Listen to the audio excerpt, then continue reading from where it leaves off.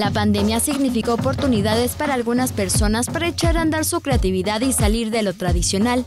Tal es el caso del profesor en diseño gráfico Antonio Peniche, quien con tanto tiempo en casa comenzó a diseñar macetas que causaron impacto en redes sociales. Lo que comenzó con un círculo de familiares y amigos, ahora son un éxito. Macetas que representan muchos referentes de la cultura urbana de Mérida con su toque regional, desde fachadas de casas, placas de esquinas de Mérida o cantinas tradicionales. Son parte de la propuesta del joven maestro que comenzó el proyecto con su esposa. La idea pues es hacer este tipo de detalles, ¿no?, en las macetas. Y cuando el cliente nos ha pedido específicamente cierta fachada, cierta casa, pues tratamos siempre de cuidar todos los detalles, tratar de representar lo más posible lo que está en la realidad.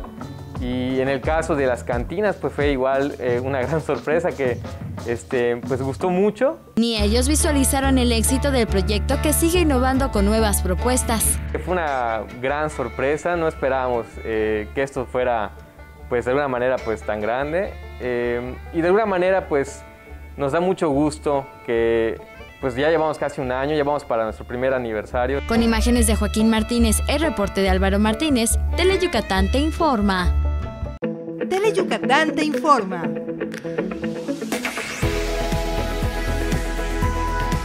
Lunes a viernes, 3 de la tarde. Síguenos.